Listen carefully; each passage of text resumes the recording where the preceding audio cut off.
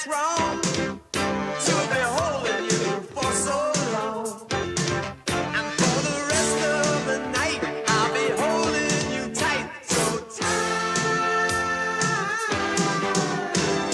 Dancing in the dark to the radio. Lights out. Dancing in the dark to the radio. Lights out. Oh, what can I do? All I need is to dance with you and turn the lights down some more.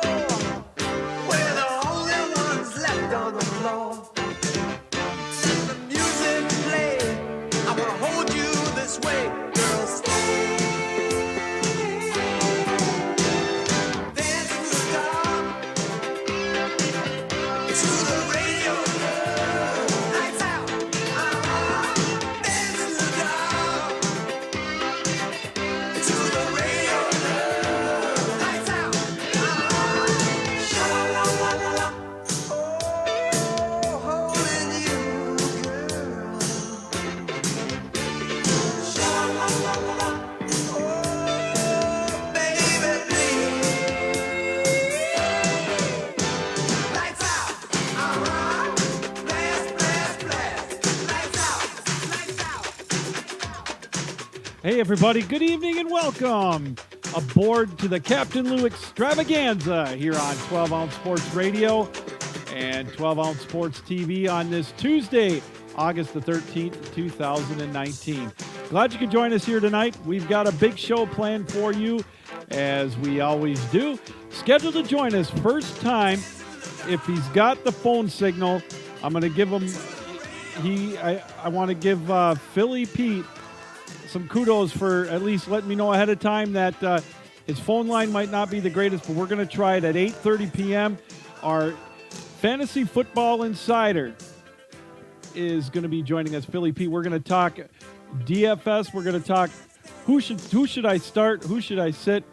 What is the trend this year? Is it going to be for the running backs to finally take over the biggest point getter?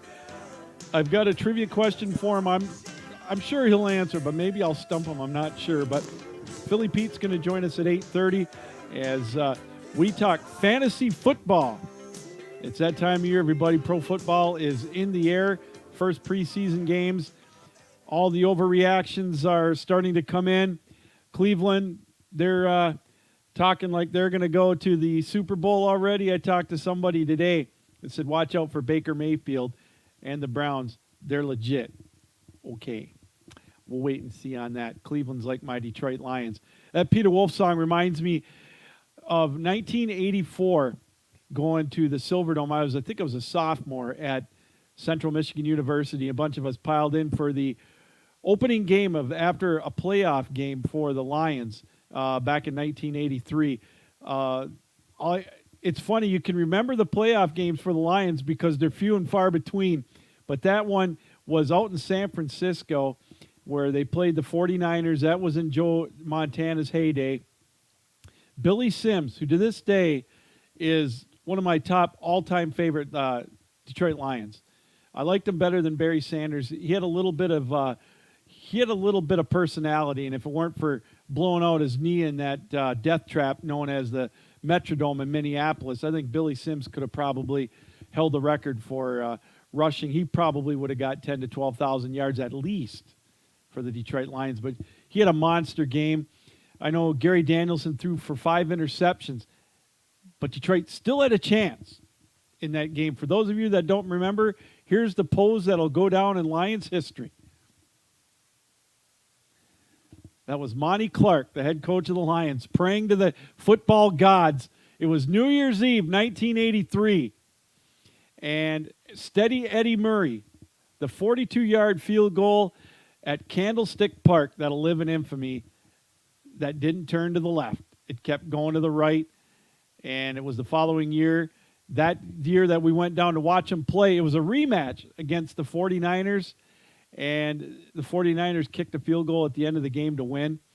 And I believe it was, 6 or 7 games later that Billy Sims tore his knee, blew out his knee. Nowadays, he'd probably be playing after something like that, after maybe a rehab of a year, but he was all done. And there went the fortunes of Detroit for about another 6 or 7 years until they got Barry Sanders. But, anyways, always remember that song, riding down to the Silverdome. It was packed. It was quite the atmosphere. It was such a reason of hope for the Lions. So close to winning that playoff game, and they had everybody back, and it looked like Detroit might be on the move. But it's still 62 years before the Lions have won a NFL championship of any kind or been to an NFL championship game. They've been to one NFC championship game. Of course, that was 91. But I digress. Hey, everybody. Again, we're going to be on until 10 o'clock tonight. As I mentioned, Philly Pete will be joining us at about 8:30. He's going to make an attempt to call us. He said where he's at right now. He's down in sunny Florida, I believe. And he said where the cottage he's staying at, the reception isn't the greatest, but we're going to give it a try. If not, we will definitely have him on next week's show. But we're going to give it a try at the bottom of the hour, 8:30.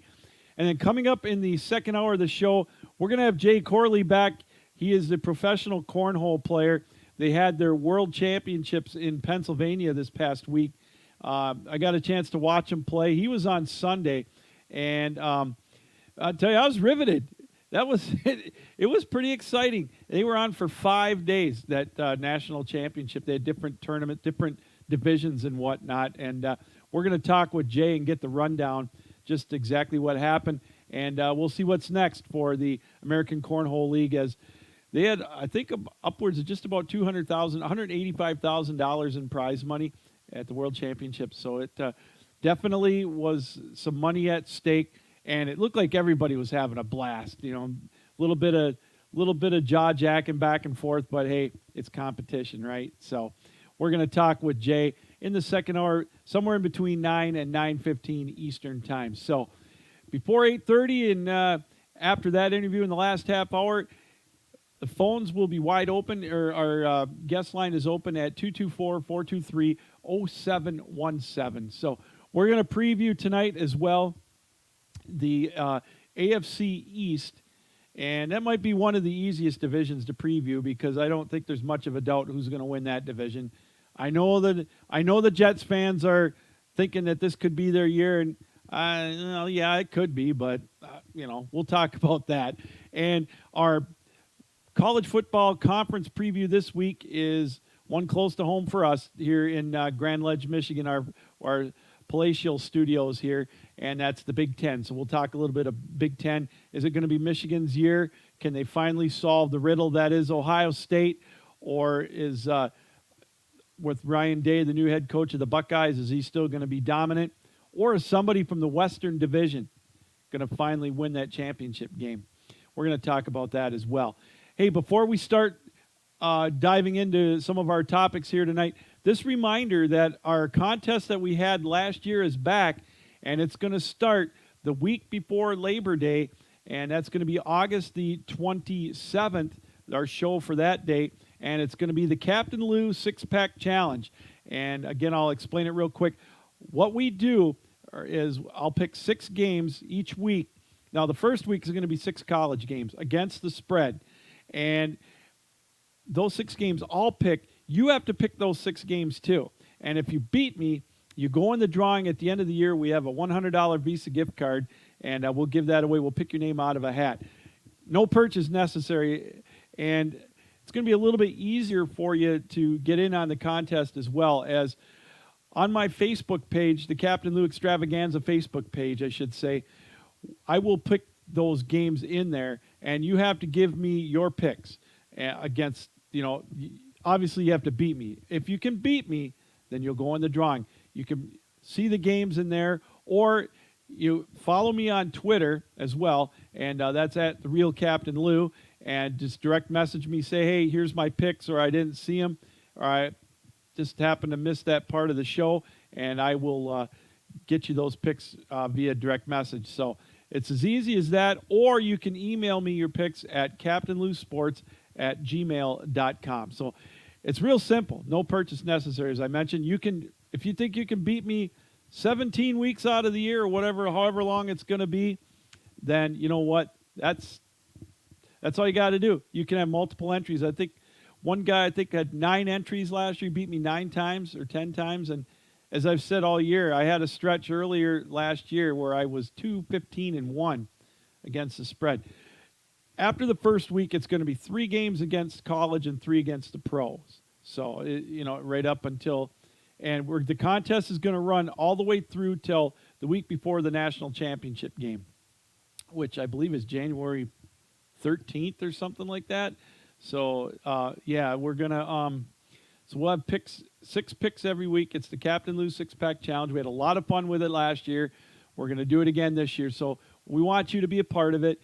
And, again, like our Facebook page, the Captain Lou Extravaganza, and you can see the picks there. Or, again, follow me on Twitter, @TheRealCaptainLou. Send me a message, and I'll get you those picks as well. It's going to start August the 27th. That's 2 weeks from tonight. We'll pick 6 games against the spread with that big weekend of college football coming up. So stick around for that.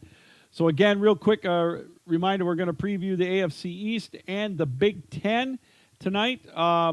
We'll dive into a few things going on. We might as well start right off with professional football. And everybody else is talking about it.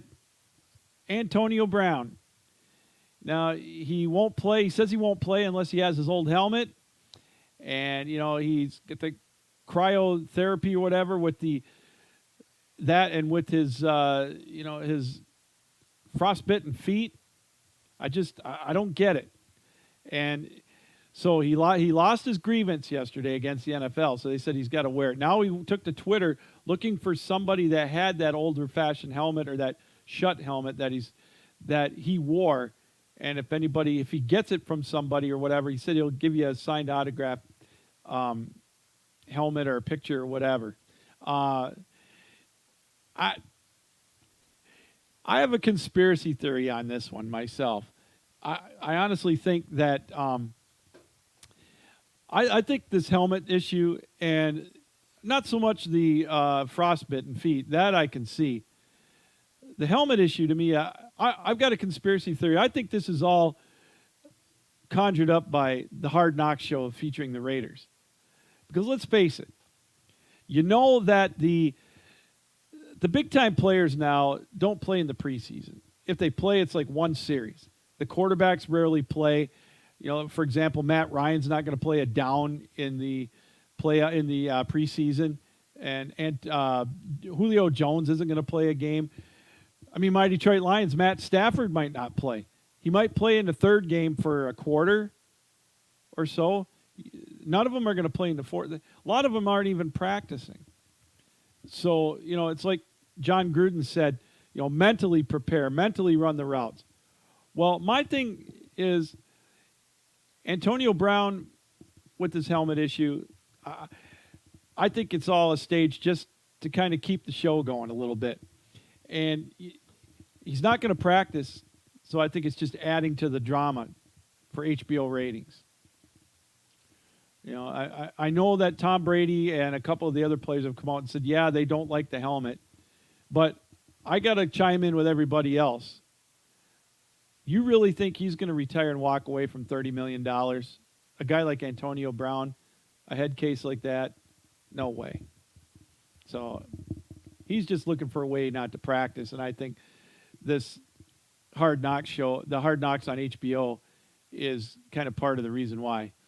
And I wouldn't put it past Jay Gruden, because he likes to ham it up in front of the camera too. He says he's all business, and I'm sure he is, but he's the one with the guaranteed $100 million. He's not going to lose.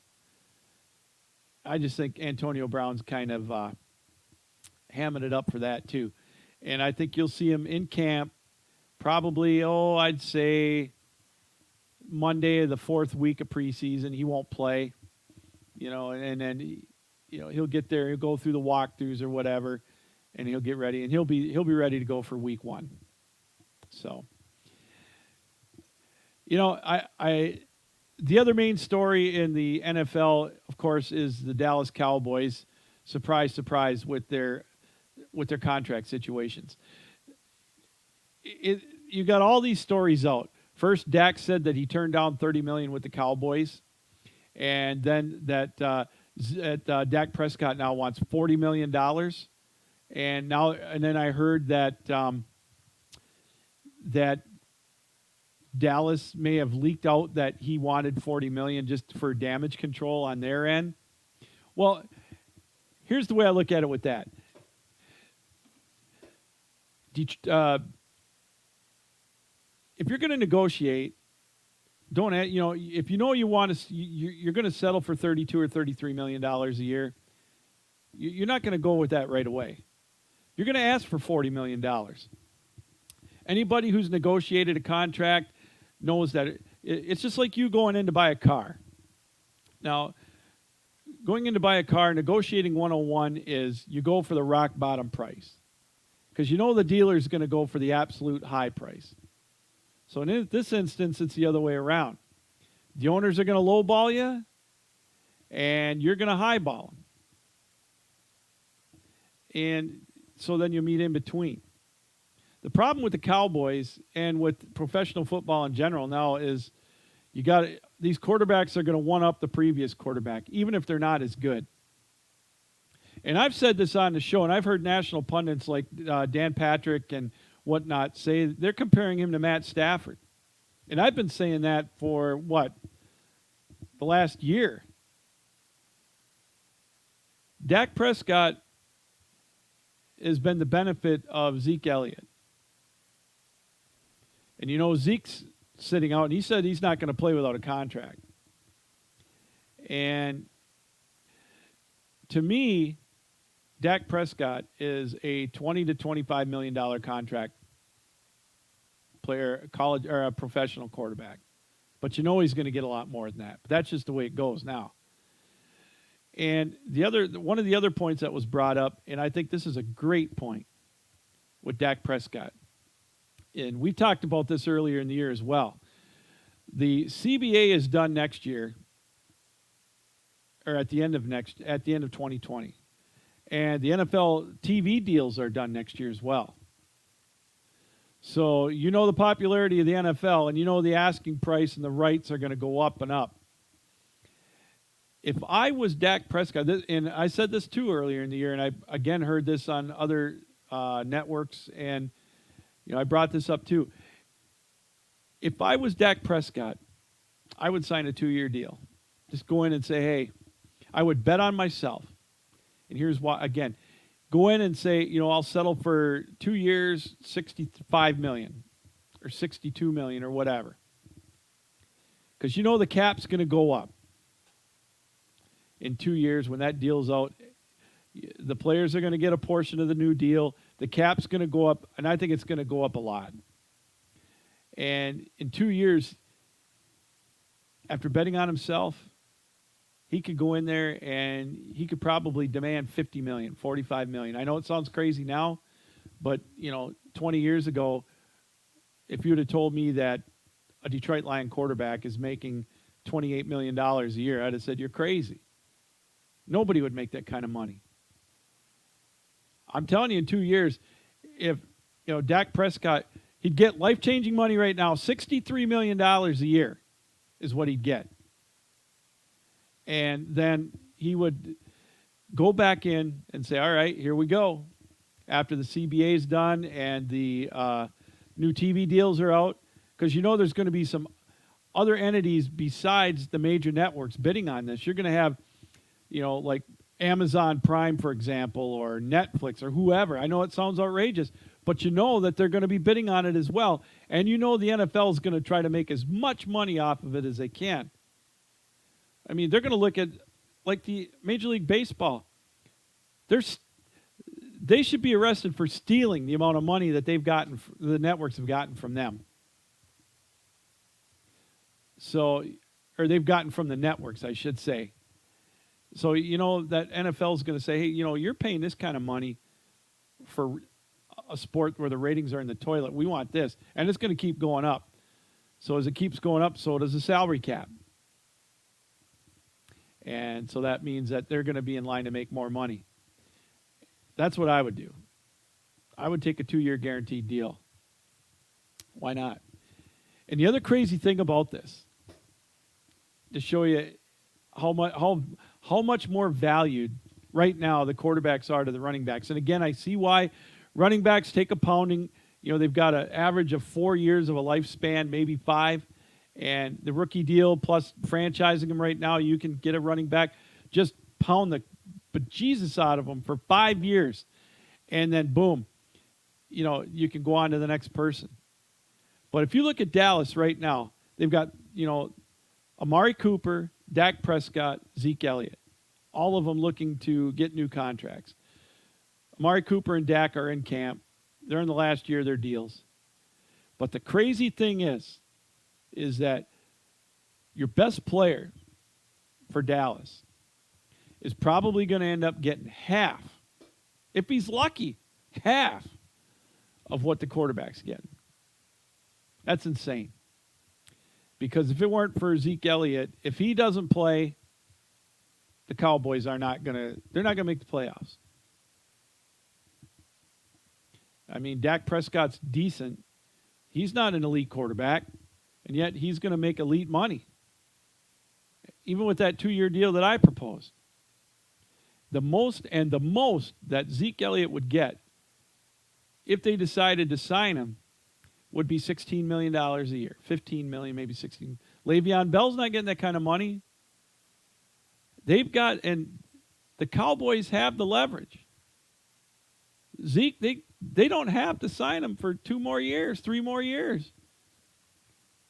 Now, they can franchise him next year and he'll make 14, but you know he's not going to sign the tender. If I was Zeke, I'd do the same thing, or as Dak, and sign a 2-year deal for $32 million or $30 million, all guaranteed. And I know the Cowboys would do that. At least I think they would. We'll see who's going to move first in the game of chicken in Dallas. I think it's going to be. It's going to get done. I really think with Zeke, but it may be right at the last second. And it's another thing. This is his 4th year coming up.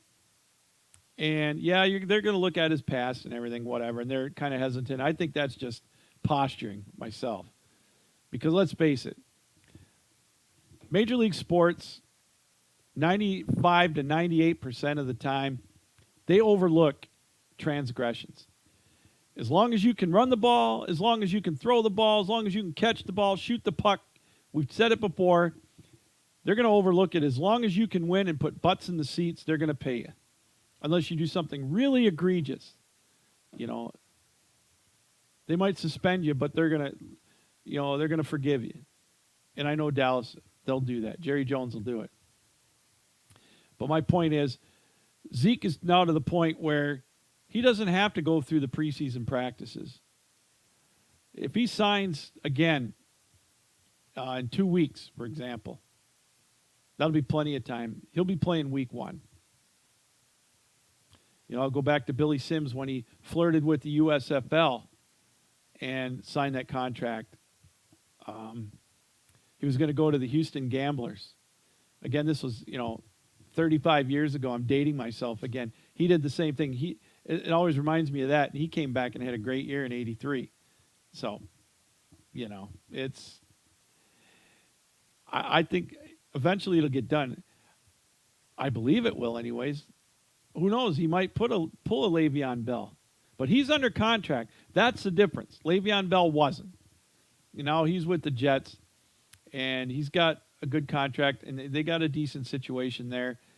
And with Dak Prescott, it's funny, is he is going to get double the money over Zeke Elliott, at least, in the long run, even if he signs for $32 million.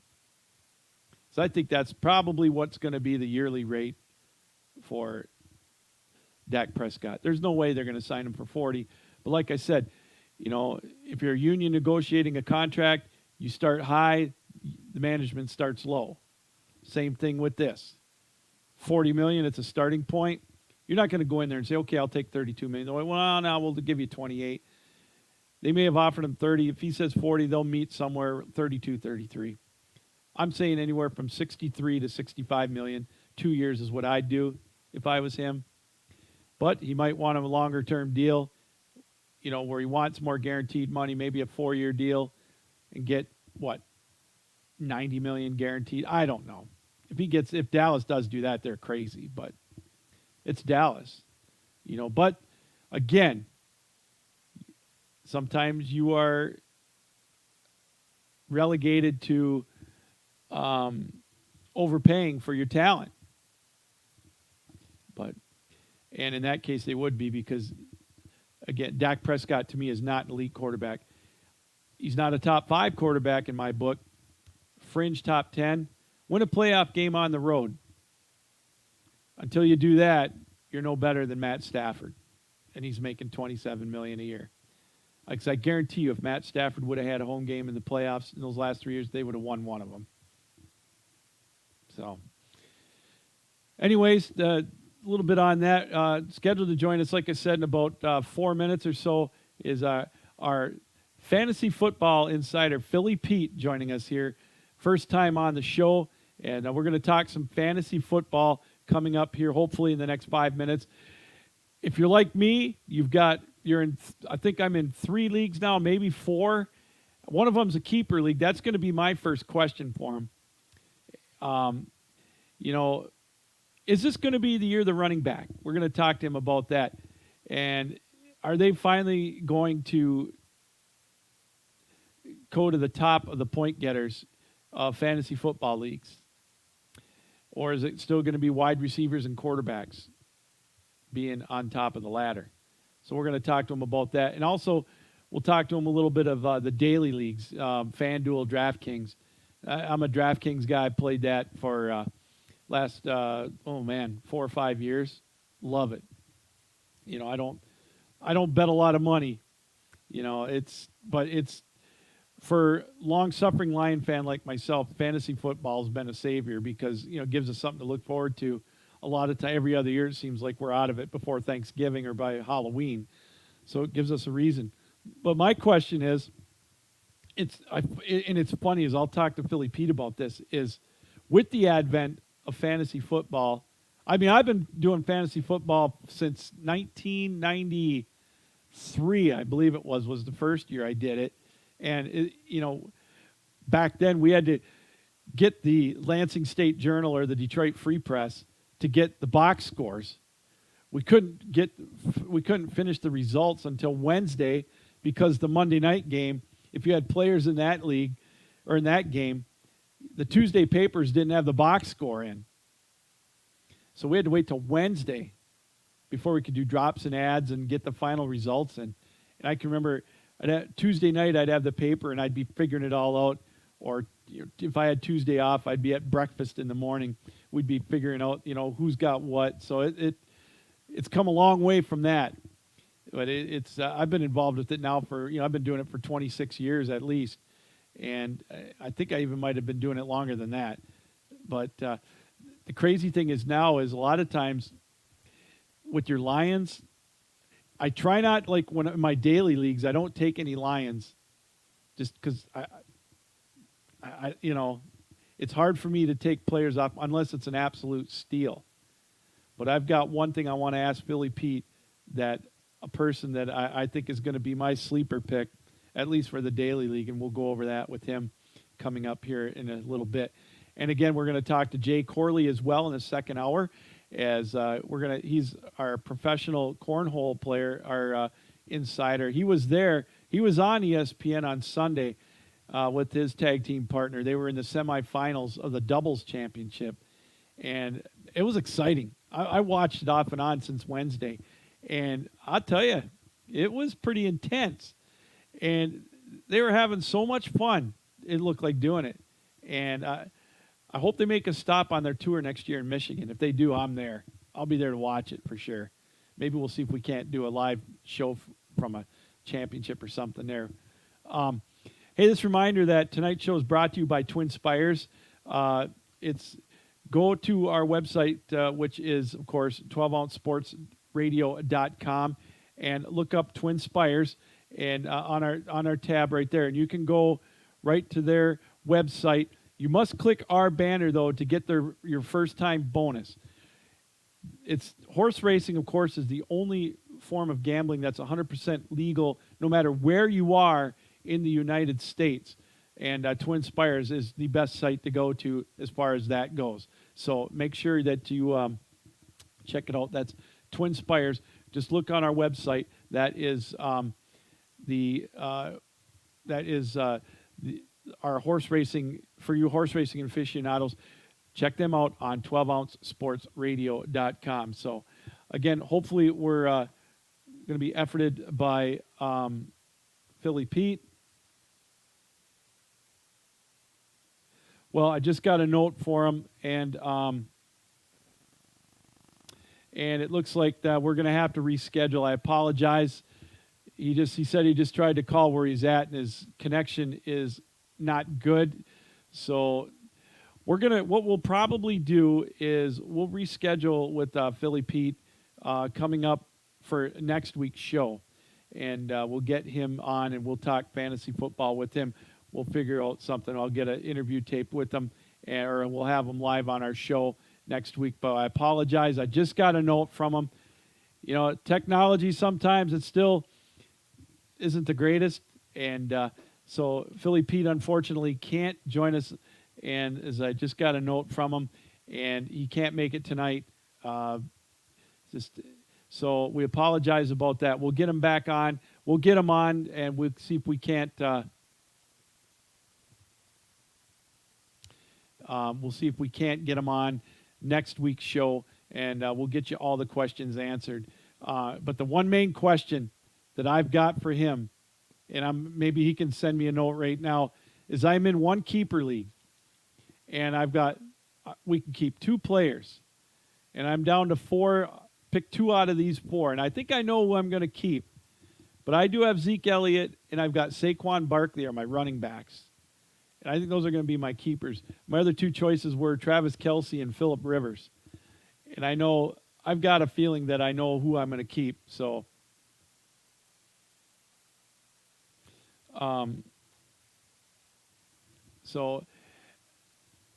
it's probably going to be Zeke and Barkley. But, everybody's a little bit nervous about Zeke. And is he going to come? Is he going to make? Is he going to sign? Which he's going to sign. I know he's going to. But it might take into the regular season. You never know. I honestly think Dallas is going to sign him. It may not be for the money he wants, but I think he's going to sign with him. Hey, again, a reminder: our show is sponsored by Twin Spires, and their banner is at the bottom of any page on our website. We are working on the, just click their banner on our website. And I'll tell you, it's a great place to follow the ponies. And as we said, horse racing is the only form of gambling that's 100% legal anywhere in the United States. And the best place to go for horse racing, all the information you might want, is Twin Spires, and that's you can get through them on our website. The banner is at the bottom left of any page on our website. And it's also a reminder, as we roll along here on the Captain Lou Extravaganza, is that if you're going to be an Amazon shopper, which I think just about everybody is, click them on our website, their banner on our website, because it costs you nothing to do it, but it helps us out. It helps us stay corporate free, as we mentioned, and we get a few pennies from the sale. And Amazon, I know a lot of people are Amazon Prime shoppers. I'm one of them. My fiance is, and it does work. Like I said, we get a few pennies from each sale. Helps keep us corporate free, so we can talk about whatever we want here on 12 Ounce Sports Radio, and also on 12 Ounce Sports TV, which we are simulcast on tonight as well. And if you check the Amazon, just click the Amazon banner, and you can get right to shopping. And, again, it doesn't cost you anything, and it helps us stay corporate free. We can get the guests on we want, and we can talk about whatever we want, whenever we want. And speaking of that, check out our lineup here at 12 Ounce Sports Radio. We've got some great shows, all different kinds of shows, all different kinds of sports we talk about, and not just sports, too, as well. We've got just a wide variety of programming on our website, and it's growing. It's getting bigger and better. We've got some fun things planned coming up real soon that we can tell you about. As soon as it's in the works, and it's fun being able to grow with everybody. And I want to again thank Jeff Beck and everybody at 12 Ounce Sports Radio. It's coming up for me 1 year with the network here, and I couldn't be more happier. They've given me, an opportunity to, live my passion, and I'm going to grow right with them, I hope. And we're having just an absolute blast here, and it's going to get even better. More things to come here with the Captain Lou Extravaganza, as well. So stick around for that. Follow us on Facebook, Captain Lou Extravaganza, our Facebook page. Follow me on Twitter at The Real Captain Lou, or you drop me a line on email. And that, of course, is CaptainLouSports@gmail.com. I'll follow you. If you follow me on Twitter, I'll follow you back. You can DM me anything you want. And, you can give me a call whenever you want on the show as well.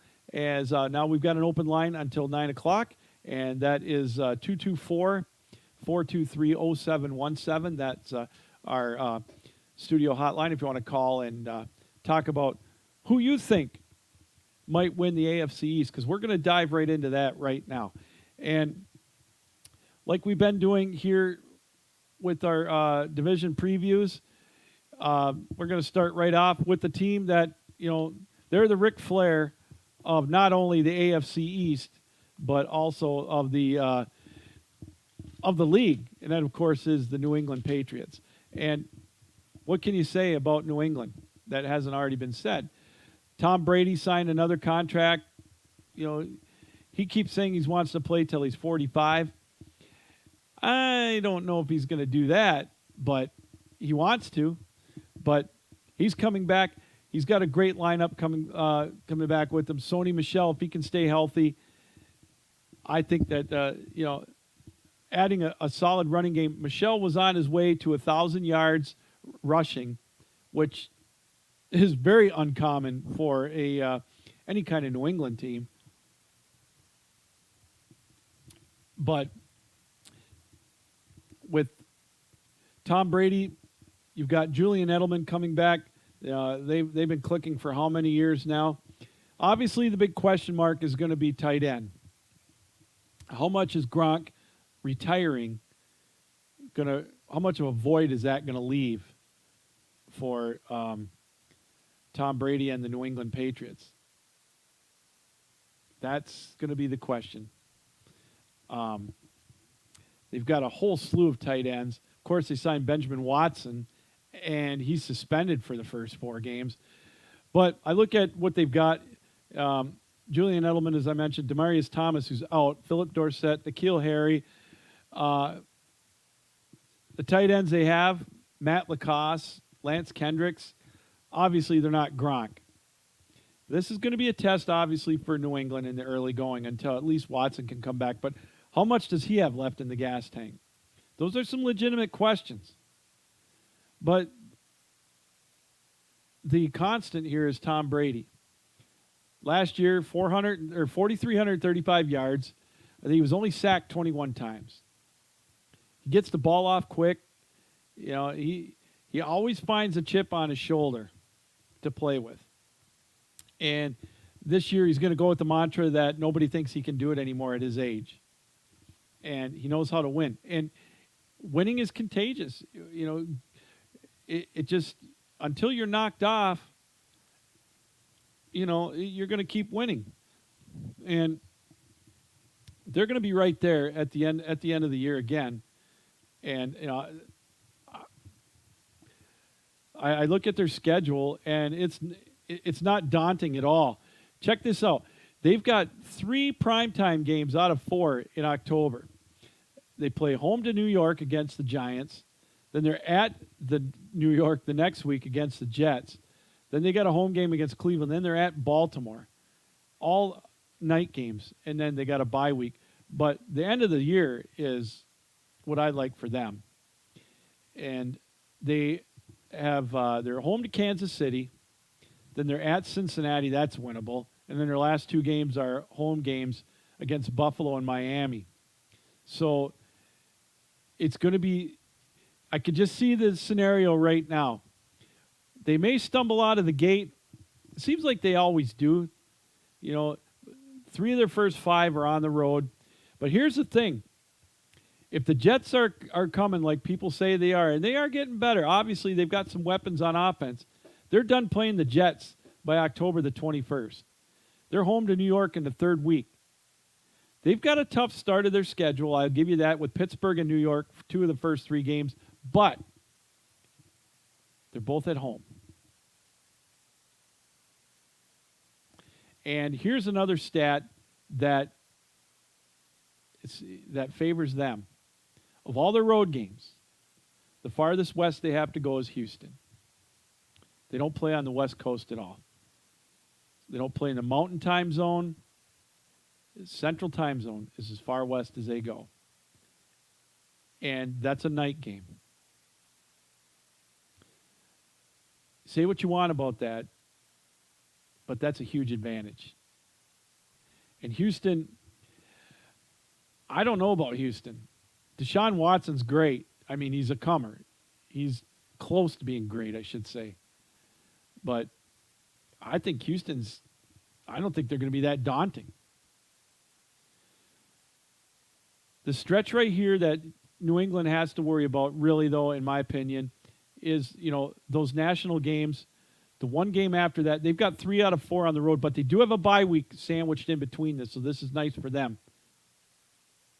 Is they play at New York, then they're home to Cleveland, and then they play at Baltimore on a Sunday night game, got a bye week, then they're at Philadelphia. So even if they split those 2, I look at their schedule, they split those 2, and they go 4-2, that would put them at 6-4 with their last 6 games, home to Dallas, at Houston, home to Kansas City, at Cincinnati, and then home to Buffalo and Miami. They go 5-1 in those, which is a very good possibility. You're looking at 11-5. And there's nobody, to me, in the NFC East that is going to be 11-5. Because New England, they always go 5-1 in their division, and I think that's what they're going to do this year. I think they'll split with New York. I really don't see them losing to Miami or Buffalo. Buffalo, everybody, the Bills Mafia is excited for them, but I just don't see it. And I'll tell you why. Let's go to Buffalo right now. Let's go to their page. Let's look at them. I like their quarterback. I will give you that. Josh Allen, to me, is underrated, especially for what he's had to work with. Started 12 games, or he played in 12 games, I should say, last year. 2,000 yards was all he had, and he had 10 touchdowns, 12 picks. And he's got LaShawn McCoy. And here's the problem with Buffalo. Love LaShawn McCoy. He played 14 games last year. How many yards did he have? 561.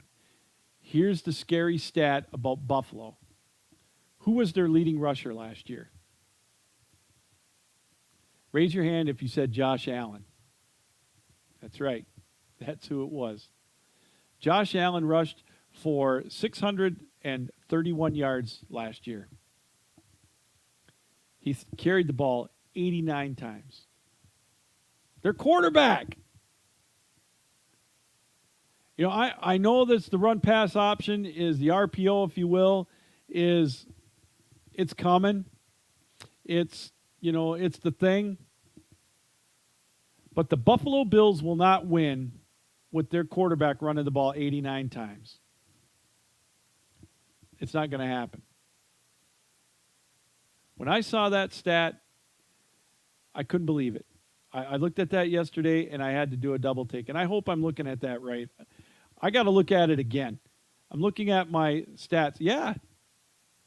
Josh Allen had 8 touchdowns on the ground last year. Almost triple what LaShawn McCoy had. LaShawn McCoy had 514 yards on almost double the carries, a 3.2 rushing average. So, okay, they've got him. And, he's good out of the backfield. That's the nice thing about him is he can catch the ball. He had 34 catches last year for 238 yards. Their backup running back is Frank Gore.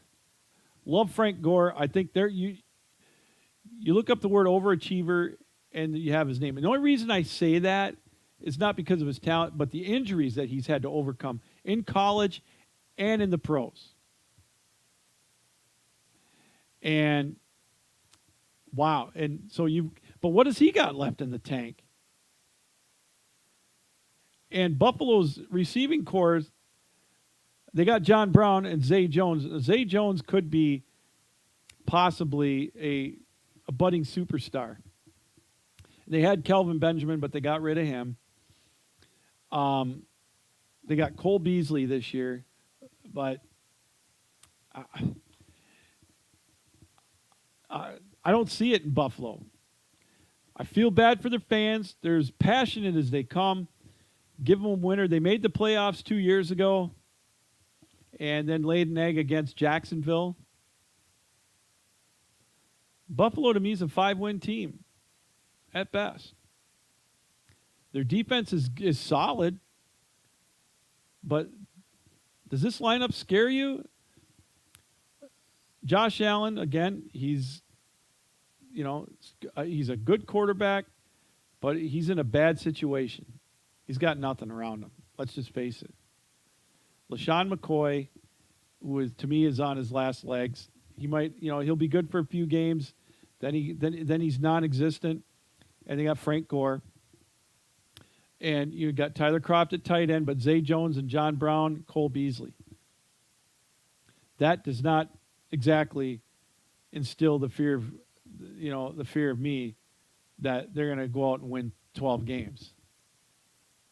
I don't see that lineup beating New England, and they're going to have a hard time beating the Jets in Miami. Well, maybe Miami. Well, let's go to Miami next, since we're on that subject. And it doesn't get much better for Miami. And I'll tell you what, you talk about bad luck. You got a guy by the name of Josh Rosen who's walking into bad luck. But Josh Rosen, to me, got the raw end of the deal in Arizona last year. Let's face it. He had a coach that probably shouldn't have been a head coach, and he had nothing to worry. He had Larry Fitzgerald, but he had no offensive scheme whatsoever to work with there. And you knew that the minute that they let go of their coach and they hired Cliff Kingsbury, Josh Rosen was dead man walking in Arizona. So the best thing they could do is trade him. And I applaud Miami for trading for him. But as of last night and today, you look at the depth chart, and they've got Ryan Fitzpatrick ahead of Josh Rosen for the starting quarterback position of the Miami Dolphins.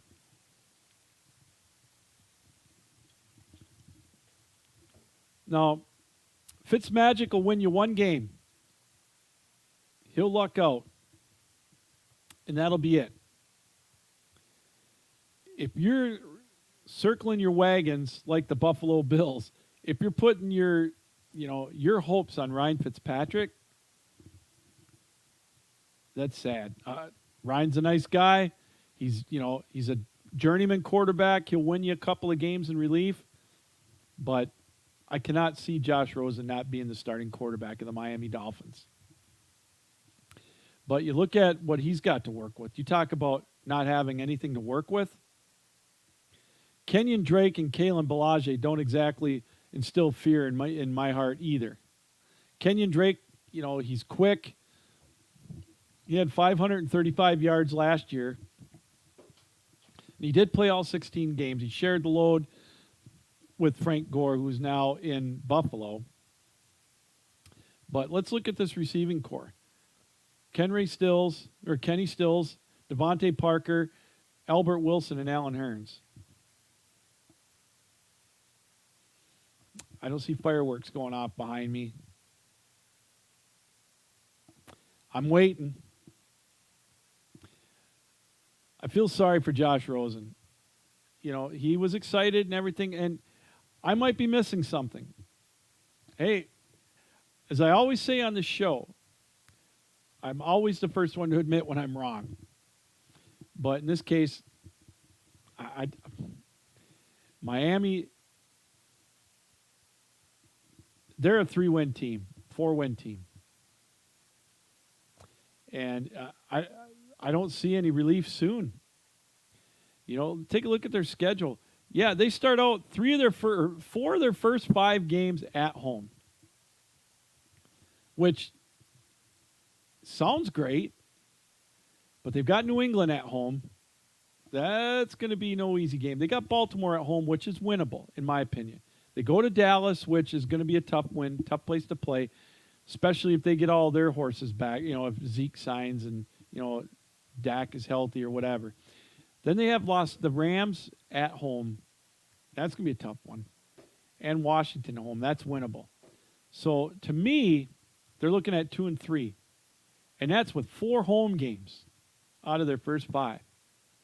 Then they pay for it at the end of the year. 4 of their last 6 are on the road. At Cleveland, home to Philly. That's not an easy win. At New York against the Jets. At the Giants. That's a toss-up. But it's cold weather in December. At New England at the end of the year, no. Home to Cincinnati, that could be their win. Then they're at Pittsburgh, at Indianapolis in the middle of the year. I mean, they got to make hay while the sun shines in those first 5 games. If they're to be taken seriously, they're going to have to beat New England at home and or the Rams. They do that, they got a shot at going 3-2 or 4-1 in those first 5. And then you get some confidence and you get on a roll, you never know. But I don't see it. I just don't see it. Their leading receiver, Danny Amendola, is now on the Detroit Lions from last year. But here again, their leading rusher is gone. Frank Gore is in Buffalo. Can Kenyon Drake carry the load?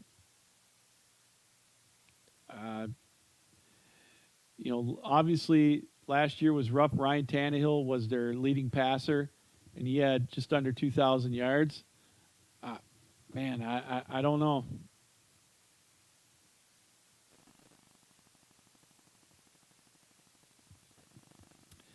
So I see Miami, again, as a 4-win team, 5 at best. Hey, and I want to thank Philly Pete. Just sent me another note. He just tried to call in, and he said that he couldn't get through. I totally get it, Philly. We'll talk to you. Don't worry. We'll get you on here in the next week or two. We'll make sure to get you on the show because we've got a lot of questions to deal with fantasy football. And again, my big question is I've got 2 keepers in a keeper league that I got to pick. Matt Barkley, Zeke Elliott, Travis Kelce, or Phillip Rivers. Those are the 4 that I'm going to pick 2 from. The rest of them on my team weren't. Half of them I don't even think are playing anymore this year. So, again, thanks Philly for at least trying to come on. I really do appreciate it. We'll get you on the show. We're going to reschedule him to talk fantasy football. We're going to dive into it big time with him on our next show, which is going to be next week. Which will be for next Tuesday's show. Finally, as we wrap up our NFC or our AFC East, we'll talk about the New York Jets. The Jets are comers. And, I like, obviously, how can you not like what they did by picking up Le'Veon Bell? No pun intended. He's going to be the bell cow. How many touches do you think he'll get this year? Combined. 400? 375? I expect some big things. Boy, if you're Sam Darnold, you got to be just licking your chops thinking, oh, yeah, here we go. Sam Darnold, of course, in his second year with the Jets, had that game of a lifetime against the Lions last year, that 48-17 win over Detroit on Monday Night Football. And everybody just enshrine him as the next coming of Joe Namath and already had his bust made at Canton for the Hall of Fame. We ended up playing 13 games last year. Not bad, 28-65, 17 and 15 were his TD to interception ratio. He's going to work on that. I think, not bad for first year, especially because another one that he didn't have a lot of weapons, Isaiah Crowell and Bilal Powell, they were, it seems like they're always nicked up. And that's the problem. And if, with Le'Veon Bell there, it's going to make it really nice. They got Ty Montgomery who can spell him, the ex-Green Bay Packer. Don't know how much he's going to be reliable, but he's kind of a dual threat there because, he can, he started out as a wide receiver, so I'm sure they could use him in that regard. Robbie Anderson, Quincy Anua, Jamison Crowder, I think, is one to watch out for the Jets. If he can stay healthy, I think he could be their big gun as far as the receivers go. They've got Chris Henderson, but he's going to be out. He got suspended. I think he's out 4 games. So the tight end position is going to be a little weak. But I do like what Sam Darnold. I like his talent. The USC grad. They're building up their defense. But I just don't think the Jets quite have what it takes. But here's the thing with the Jets. 4 of their first 6, that's right, are at home. They've got the opener against Buffalo, which should be a win. Then they got a home game against Cleveland on Monday night. That's going to be a dandy game. I mean, the media circus surrounding that game is going to be incredible. Then they've got 2 tough road games, at New England, at Philadelphia. Then they're home to Dallas and home to New England. So they've got some tough home games in that stretch.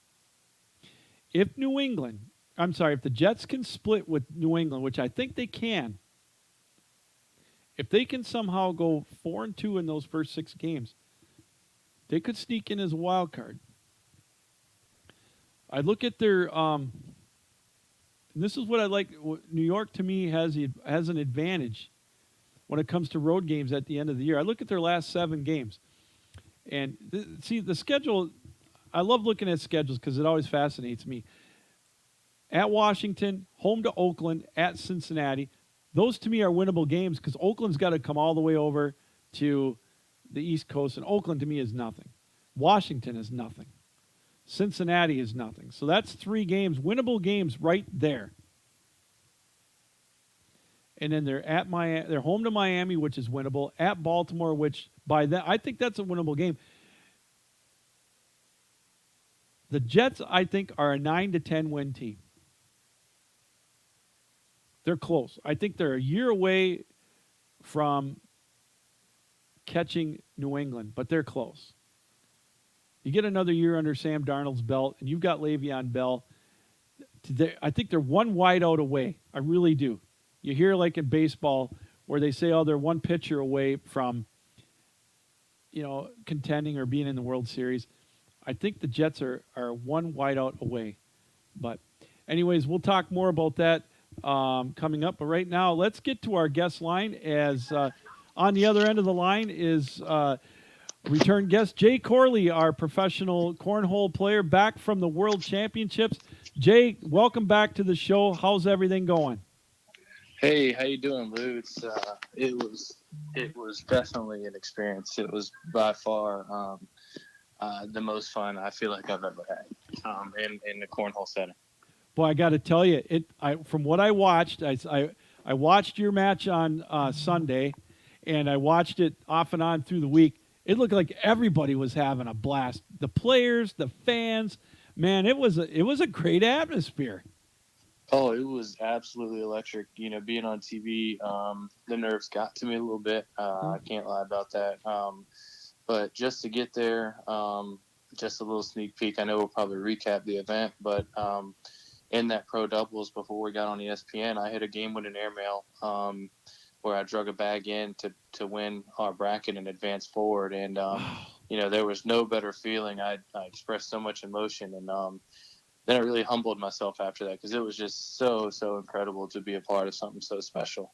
You know, Jay, we're speaking with Jay Corley, one of the top professionals in the American Cornhole League. The World Championships were in Pennsylvania. Well, that's one of the things I got out of watching it every week, or not every, off and on throughout the week. It's just like golf. You can have 2 or 3 really good shots, but boy, and right away you can have one where you just take your eye off it for a split second, and it went right off the board, or it was a little bit short. But it happened to everybody, and it just shows how much you still really got to concentrate. Yeah, well, once you get to that level, like you said, you have to put together a complete game and a complete tournament in order to win. We don't make any excuses. We were kind of unfortunate being the 4th seed of the 4 teams to make it there and having to switch bags. And then also the momentum slowed down a little bit from one day to the next. We were riding high. We had some time to settle down and then had to get back in. And all the other teams that were on the stage had stage experience on live television. We were the only ones going in as the newbies. But I could tell you what, we definitely gained a lot of experience, and we have a lot of momentum. My partner Tyler hit an incredible airmail drag. I'm sure you've seen it. I did. I watched it on TV, and I was like, and I almost literally jumped almost off of my couch. It was so sweet. That was one hell of a shot. It was awesome, man. That's gone viral. ESPN's got it posted over 1 million views. Sports Nation's got it over 1 million views. So it's so incredible what the ACL has been able to do for us, and the platform that they've given us to be able to get up there and shine and make big shots like that. So shout out to my partner Tyler Porthers, man. He was incredible all week long.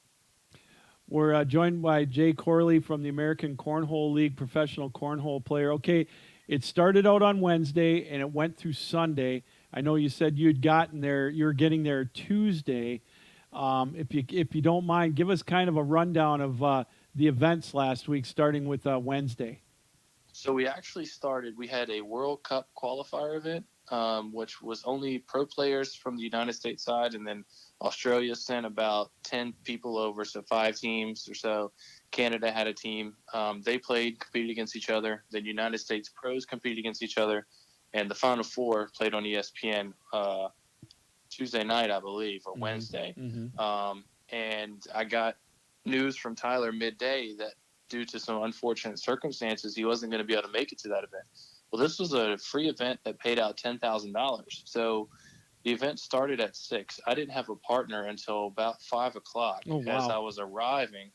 I played with John Kitchen, who ended up winning the $10,000 Devour Man of the Year. But we were one game away from TV on the first night, never playing together. And we clicked, we gelled, we were lights out. So we made a good run there. Took that momentum right into Wednesday, playing with Cameron Belvin in the mixed doubles. She was lights out. I missed a couple shots. She missed a couple shots. So we were also a game away from television in that tournament too. So that was really nice to start the week off knowing that you cashed in 2 events. And I believe so that would give us Thursday, which was the Conference Cup, which is the 16-man teams. We were the defending world champions of that. And we didn't disappoint. We did drop a game for the first time. We dropped a match to the Kentucky group. I can't remember exactly which conference they are, but I think they're mid-south, but they're predominantly Kentucky players. And we double dipped, me and my partner Alan Rockwell, in that event. We only lost 1 game. We ran off 5 in a row. Wow. That's where they showed us in a short clip on ESPN, the Ocho there at the end. So we were all really pumped for that, to show that the Atlantic Conference is still the best conference in the country and in the world. The top 16 players. Nice. That led us into the pro doubles. We played really well there. Advanced doubles, I'm sorry. We really felt like we went 2-2, and our 2 losses, we felt like we got our opponent's best games. And what I mean by that is we played Isidro Herrera, who was a former king of cornhole, and his partner Dave Sutton's a really good pitcher. And he started out the game with 6 consecutive frames against me with all 4 bags in the hole. Wow. And In those 6 frames, I missed one bag, so I threw a 10 each frame, and I gave up 10 or 12 points. And I kind of just looked at Tyler and said, I guess my best game is not as good as his best game today. Sometimes you just tip your cap and you move forward. And it seemed like, both games we lost, both teams hit the big shots. They didn't miss any of the tough shots against us. So we kind of, like I said, we tipped our hat.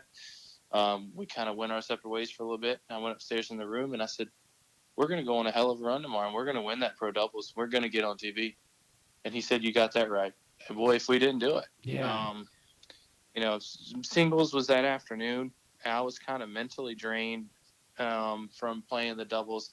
I think I went 2-2, kind of mediocre.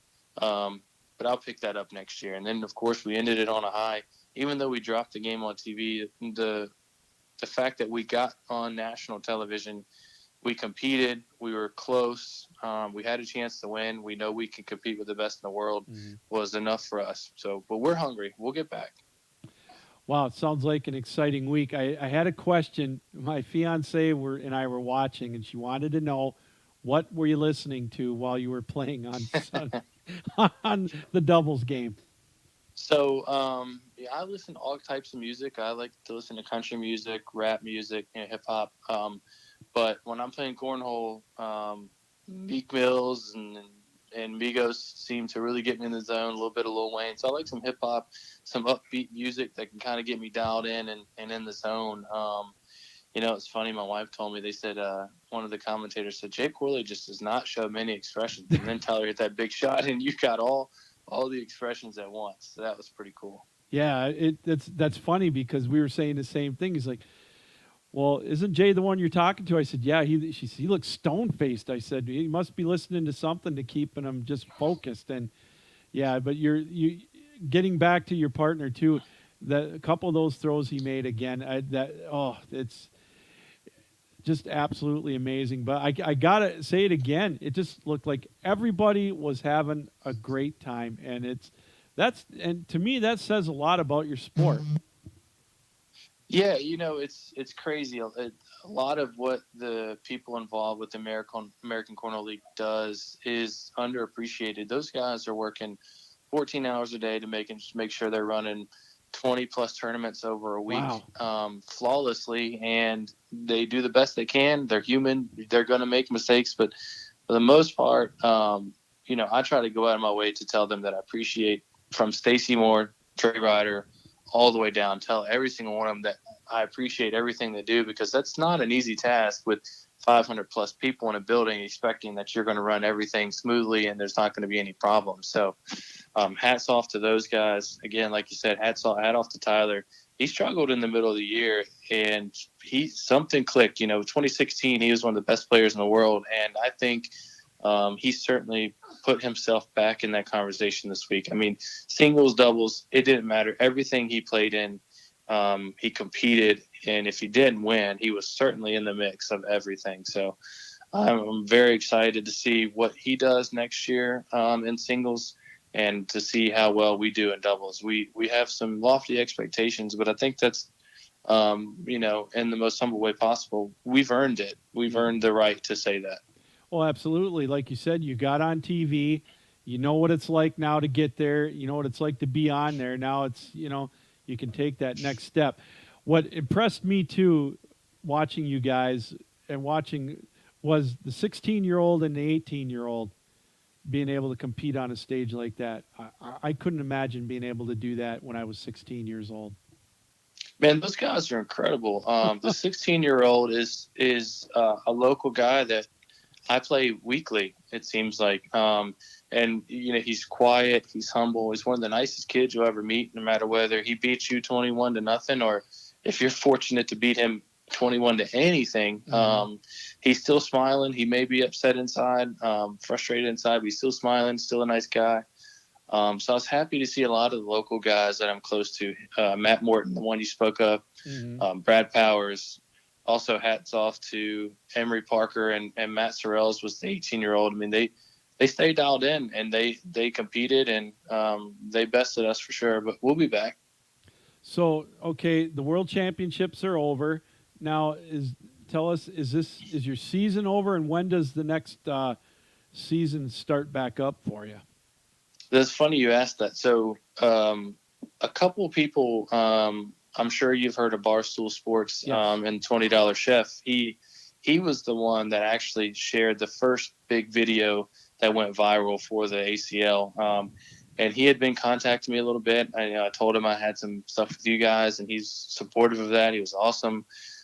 He actually was there and found me and tossed with me a little bit, and he's kind of been shouting me out like you guys have and helped me gain exposure.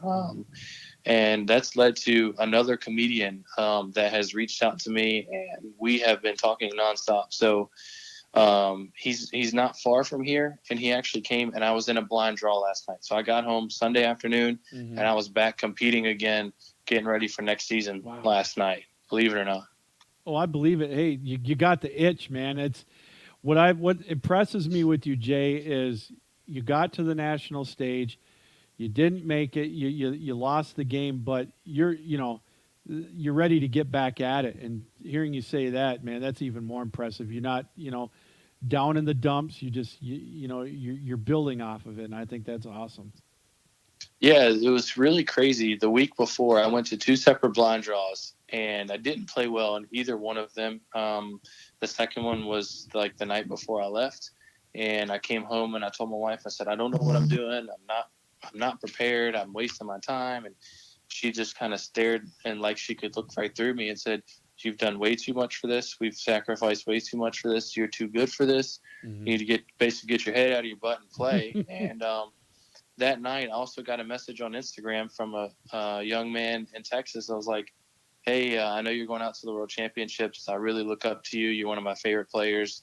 I'm supporting you. I'm going to watch out for you. And I basically, I hope you do really well. And I was like, that just changes it. Like I said, it makes you stay humble and appreciate, because you never know who's watching and who's listening and who's looking up to you. And one of the guys that's helped me a lot with that, I'm sure you saw him on there, is Frank Maudlin from North Carolina. He's actually the guy me and my partner room with. But he is the model player as far as being humble and always smiling. He's the ultimate competitor. I'm not going to say that he doesn't want to beat you 21-0 every time, but if he loses, he's going to shake your hand and he's going to be a class act every time. So he's taught me a lot. He's been a good mentor to help me with that mindset. And I got to give my wife credit for that too, because when I get frustrated when I come home, she knows that I hate to lose more than I like to win. When I come home, when I don't have the right attitude to stay motivated, she'll get me in shape. She'll get me right.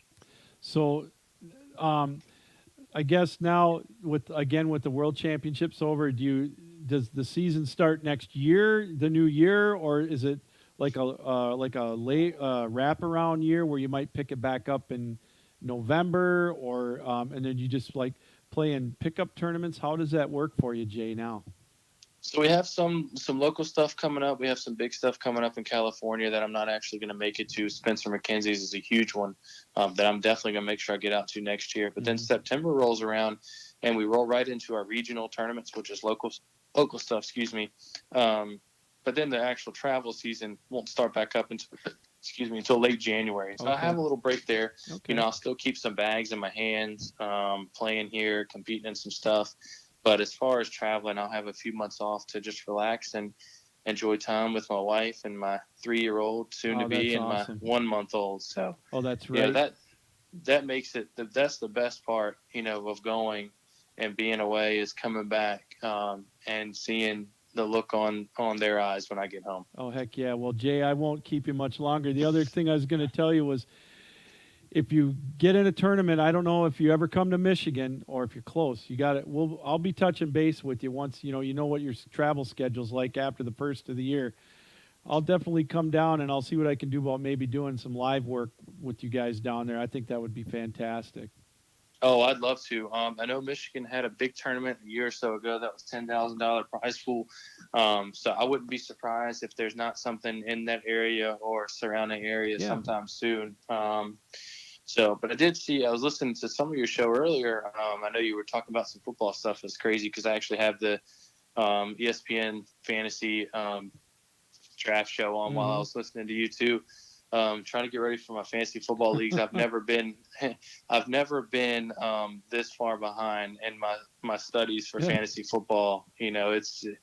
this cornhole stuff's taking off. So I'm definitely going to be listening to you. I'm going to need some pointers on who to get in my keeper league after I keep my 9. You'd be impressed by the 9 I'm keeping. Wow. Well, I'll tell you what.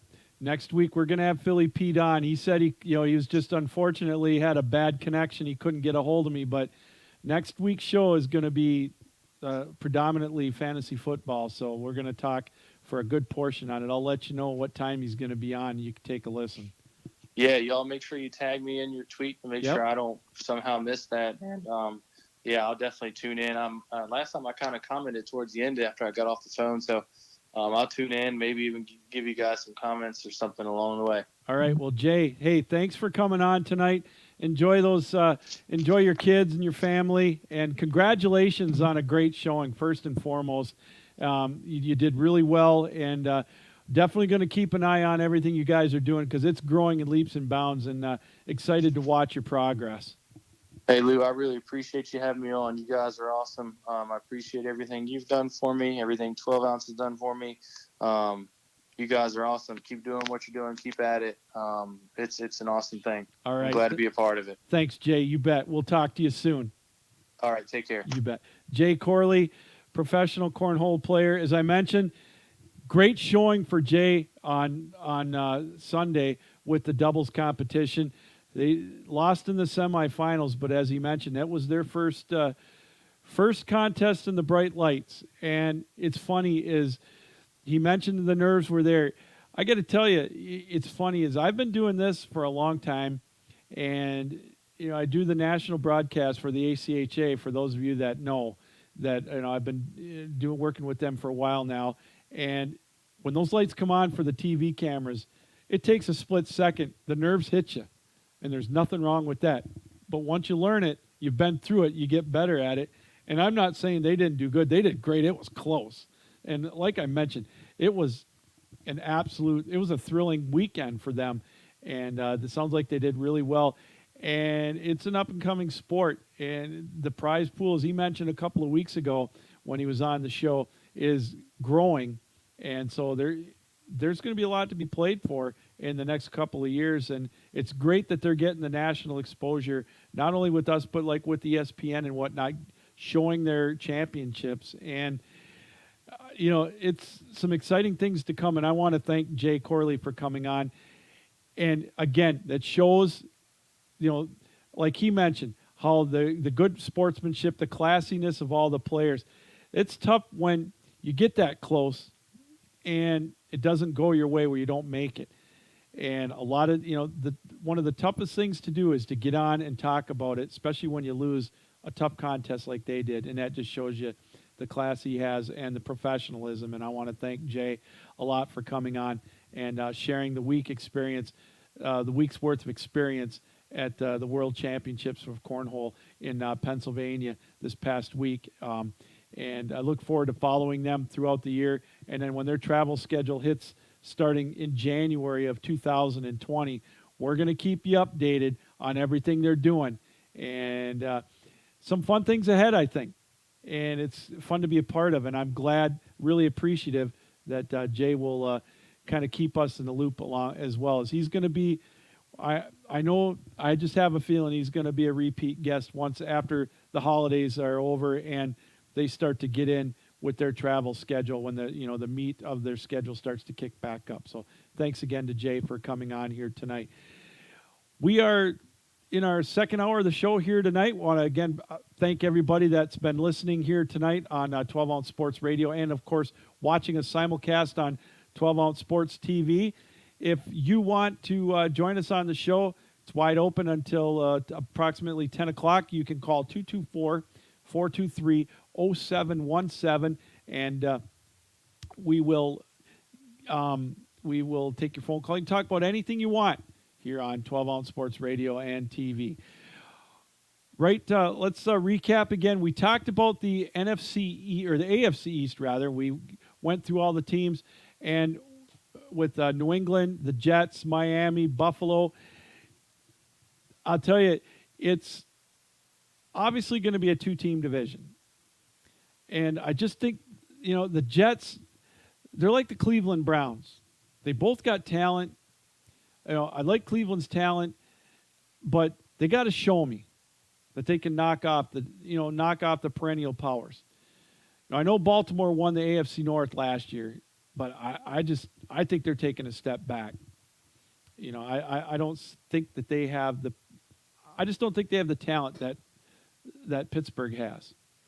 And I think Pittsburgh, just going back to the North for a second, I said this last week. Pittsburgh, to me, they're going to be playing with a chip on their shoulder because they're going to be playing like they have something to prove. Not only did they lose AB, but they lost Le'Veon Bell, and a lot of people are writing them off thinking, oh, they're not going to have the talent level. Anybody watch James Conner play? Yeah, he's not Le'Veon Bell, but he's close. And Juju Smith-Schuster is a breakout star in the making. They got some weapons. And I always forget the tight end. I know it's not Jesse James. I can never remember Vance's last name. I got to look it up on my notes. Bear with me here for a second. That's why I write all this stuff down. Easy for me to come back up on it. Vance McDonald. There's a guy he's going to get probably 90 targets this year. And you forget, and it's like I said last week too with Ben Roethlisberger. Yeah, he's kind of a knucklehead and he's arrogant and a diva. All he does is throw for 5,000 yards every year. The most quietest 5,200 yards passing. So Cleveland's got to show me they can knock them off. And that's the same thing with the Jets and New England. Now, I told you about New England's schedule. And they don't travel anywhere out west. They don't go out to Los Angeles or Oakland or anything like that. And the same can be said for the Jets. I'm looking at their schedule right now. And, I look at these, I love to look at schedules. Check this schedule out. You think New England's got it easy as far as road games? The New York Jets do not play a game on the road out of the Eastern time zone. That's right. All their games are in the Eastern time zone, home and away. The farthest they go is to Jacksonville, and that's an East Coast game. I mean, they could take the train to New England and Philadelphia, which they might do. They go to Miami and they go to Jacksonville back to back. But I wouldn't be surprised if they stay down there. No games on the West Coast, no games in Houston, nothing. That is going to be a huge advantage for the Jets. How they came up with that, I have no idea. But that's huge for them. That's why I think that they've got a legitimate shot at winning 9 or 10 games and getting a wild card. They're going to be right there. It's going to be difficult because they're going to have to overcome the Chargers or Kansas City. But I'm saying Kansas City because I think the Chargers are going to win that division. But you look at that schedule, and I can't believe I just saw that. But I was just looking at that. This schedule is amazing. All their road games are on the East Coast. That's not too BAD right there.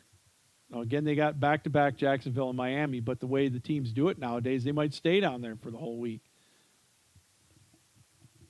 You never know. But I see the Jets with a 9 or 10 win season. And that that schedule starts out, as I mentioned, their two road games are at New England, at Philly, out of the first 6. And I think their home games are winnable. I mean, granted, it's New England and Cleveland. They're 50-50, obviously. But, if they can go 4-2 out of those first 6, watch out. So that's our AFC East preview here on the Captain Lou Extravaganza. We're down to just one division left to preview. That's next week. It's going to be the AFC South, and that's a toss-up. I can tell you that right now. especially if Andrew Luck doesn't play. I mean, it sounds serious. Right now, it doesn't sound like they have a timetable on when they're going to play. Or not when they're going to play, but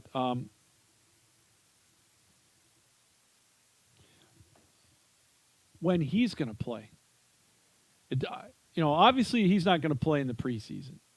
They're not going to take a chance. He's their bell cow. But we'll talk more about that next week with our AFC South. And next week's preview is the SEC. We saved the best for last as far as conferences. Now, don't get me wrong. Their scheduling isn't the toughest. And we'll go over that next week. How they kind of like to load up on the patsies with the FCS teams in the middle of the year. But hey, they can get away with it. As long as they can get away with it, why not? But we'll talk about that next week because we're going to preview the Big Ten here shortly. Hey, this reminder as we roll along here on 12 Ounce Sports. Jazz Sports, use the promo code 12 Ounce Sports for a 100% deposit welcome bonus, if you will. And we've got some special things coming up with them. Here's one that, again, I always bring this up because to me it's something that you should take advantage of. We talk about it a lot. We've brought this subject up I don't know how many times on this show. I've got a lot of people that, obviously are sports fans that listen to this show. They've got families that like to go to the big games. But, the price of taking a family of 4 or a family of 5 to a game is just unbelievably expensive, and it's ridiculous. I mentioned it. I've got one son, and the last Lions game we went to was 10 years ago already, or 9 years ago. 9 years ago, Thanksgiving, and I paid $100 a piece for them, $110 a piece, as I remember. And they were great seats, lower bowl, and they were playing New England. He's a Patriots fan, Tom Brady, Throw in parking, throw in food. I think I got him a T-shirt or something. And it was $300 for 2 of us. Now imagine if you take your significant other and 2 or 3 kids. You're looking at $600. For the average person, that's a lot. And I look at it too is, for someone like me, growing up, I lived up in the upper peninsula of Michigan. It was an event for us to be able to go to a game. We weren't fortunate enough to live in, a metro area that had a team. The closest we could go to was 3 hours to Green Bay, and that's next to impossible to get tickets. But here's a way that you can do it. Click events ticket on our website menu, and you can get Major League tickets for as cheap as $5. And we've got some other sites where you can get college games real cheap and also exhibition games cheap. Now, I know what you're saying, exhibition football, preseason football, who wants to watch that? For $5 or $10 a piece, man, it's hard not to take advantage of that because it's pro football. And, check out our website, 12ouncesportsradio.com, and click events tickets on the website menu. And if you're a fan of Major League Baseball like I am, and your team is playing somebody good that's coming to town, or your team is good and you live by a team that's good. Unfortunately, I don't. I live by a team that's the worst team in baseball right now, the Tigers. But if they're playing somebody good and I wanted to go to a game, I could probably get a ticket for as cheap as $5. And that's not too BAD, and they're not nosebleeds either. So check out check event tickets on our website. Just refer to us and click events tickets on the website menu. And you can maybe enjoy a game for $5 or $10 a piece. And it's a cheap form of entertainment, and it's great entertainment. Not all of us are like A-Rod. Did you see him, by the way? Did you see that he got $500,000 stolen from him out of his vehicle in San Francisco? Now, I just, I'm flabbergasted by that. But that's A-Rod. As narcissistic as he is, I mean, why would you put that much stuff in your car? And I listened to Danny Cannell today try to excuse it. Well, you never know. It could happen with watches and whatnot. I could see where somebody, you don't understand if you've got if you have the access to that kind of money. No, that's just stupid. And I just don't get it with that guy. He just doesn't. He thinks he's impervious to everything, and he's just being a. All right, I won't say it. Let's just say he's not being smart. It has something to do with a donkey. Okay, I'll let you put 2 and 2 together there. $500,000 worth of stuff stolen out of his car. Number one, I'd love to have that kind of loot worth of merchandise. And if I did, I sure as hell wouldn't put it in my car. There's such a thing as a safe back at your motel you're staying at or whatever. I mean, I don't care if it is a watch that's worth $500,000. You don't put it in your car. Oh my God. Anyways, that's my rant for baseball, and that's my A-Rod rant. As stupid is as stupid was. I'm sorry, I don't like to use that word a lot, but the shoe fits, man. You know what? Anyways, as we roll on here on the Captain Lou Extravaganza, as we are heading down the stretch with our last half hour of the show, it is Big Ten preview time. And, this is Ohio State's conference to lose every year. It seems like it has been. They've had some blips with Penn State winning the conference, but they get overlooked because they had 2 losses. And Michigan State won it one year, and they ended up getting into the playoff, and then they got thumped on by Alabama. This year's a new year, but I think there's some added heat on Michigan. Now, if there was ever a year Michigan had their chance to win it, I said it 2 years ago, but this to me is the year. Michigan, they were actually favored last year in Columbus, as hard as that is to believe. And they got absolutely waxed. What was it, 62-39? And you could tell first possession on that crossing pass that Haskins threw, it was going to be a long day for Michigan. Now, they got the new offensive coordinator, Josh Gaddis, who came from Alabama, who came after, I can't remember the guy's name now, that Dan Enos was going to be the coordinator. Now he's down in Florida or wherever he's at. But we got Josh Gaddis, and I think Michigan fans are going to be very thrilled to have that. But if Michigan doesn't do it this year, then I don't know. Michigan State, Ohio State, and Notre Dame all at home. The Notre Dame game isn't the beginning of the year, so that'll help. Michigan State, that's going to be the toughest game, I think, of all of them.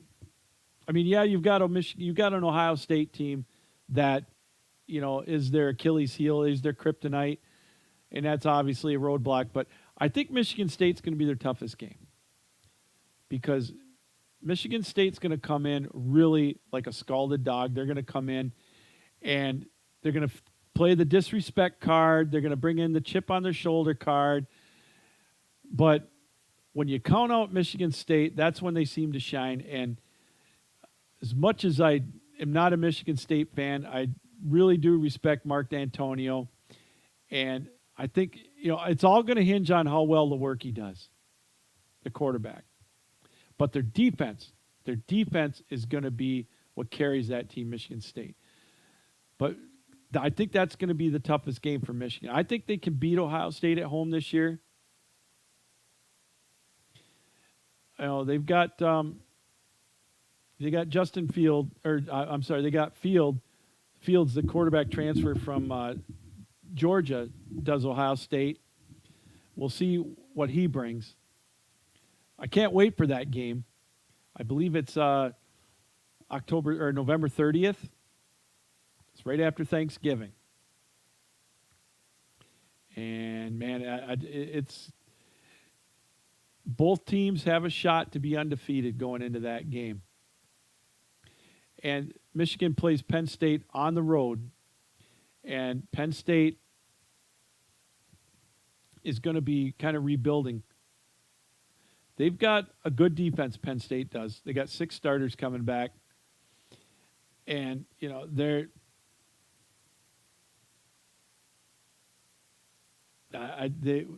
got, I don't know what their quarterback situation is going to be. That's going to be tough for them to overcome, I think. And Michigan, this is the year for Michigan to play Penn State, I think, on the road. It is going to be a night game. It's going to be, you know, a whiteout like they always like to do. But I think Michigan's got enough talent to get back past that. Now, I'm not slighting Ohio State when I say that Michigan State game is going to be the toughest game. But I just think from a rivalry standpoint, this is Michigan State's obviously their biggest rival. And they're going to come in after that game last year where they think that they outplayed Michigan, just 2 big plays. And Lewerke was hurt. And they're feeling disrespected. They are ranked in the top 25 in the preseason. But I think what Michigan's, their offensive line, I think right now is, I think it's going to be solid. It was weak a couple of years ago, very weak, and they got a little bit better, but now they've got all that experience, and I think they're going to have a very solid, and I think this new offense is going to open it up a little bit. If Jim Harbaugh will take the handcuffs off, some big things could happen for Michigan.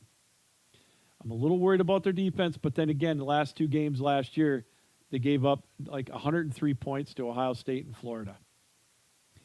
And again, having all 3 of the teams at home, the big 3, Notre Dame, Michigan State, and Ohio State, that's a huge advantage.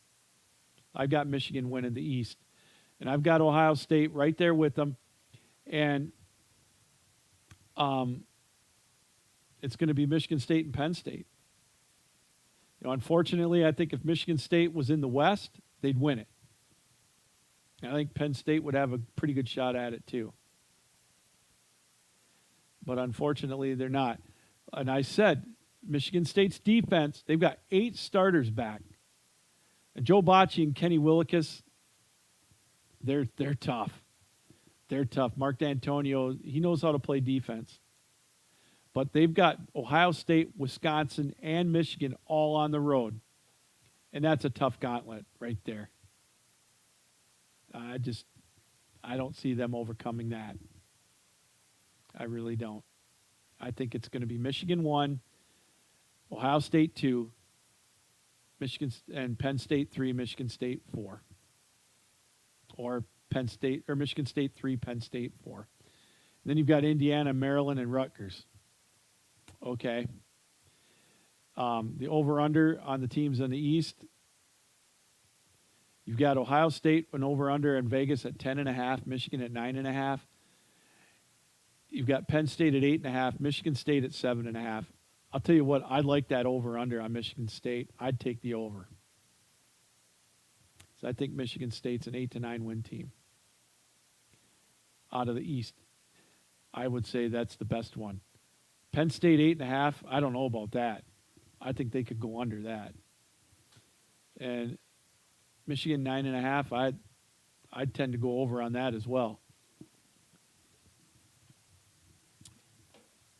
As far as the West goes, this is where everybody is just super high on Nebraska. Scott Frost, 4-8 last year. And all of a sudden, boom, you know, they played well. Obviously, they started out 0-6. And Michigan just put the wood to them. But Michigan doesn't play Nebraska this year. Nebraska is going to get the benefit of an easy schedule. They don't play Michigan. They don't play Michigan State. They don't play Ohio State. They don't play Penn State. And they play Iowa and Wisconsin at home. Their over-under is 8.5, and their schedule lends them to possibly win 9 or 10 games. It's because of their schedule, I think they've got a good shot at winning the West. I'll tell you, though,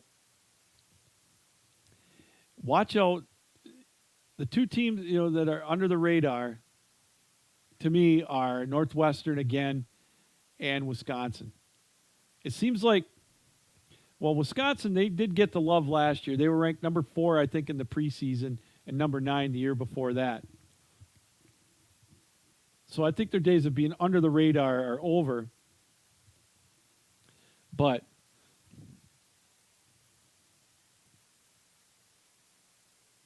the part of with Wisconsin is that they've got Ohio State, Michigan, and Michigan State on their schedule, and that's going to be tough to overcome, whereas Nebraska doesn't have that. And that's why I give Nebraska the edge. But I like Northwestern. They're going to be my sleeper team.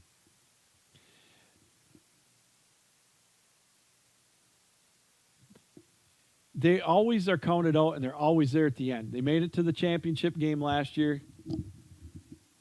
And here's one thing to keep in mind. Hunter Johnson came in, transferred from Clemson. He was a freshman quarterback a couple of years ago. Watch out for him. He could be a sleeper quarterback out of the West Division and lead Northwestern to an 8 or 9 win season. And Purdue and Illinois.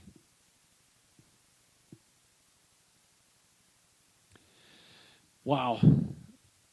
Illinois is over-under right now, I believe, is 3. Let me double-check on that. It is. And that's got to be one of the lowest in the country. I feel bad for Lovie Smith. I really do. Because they had, he's really inherited a reclamation project. But it's like he said,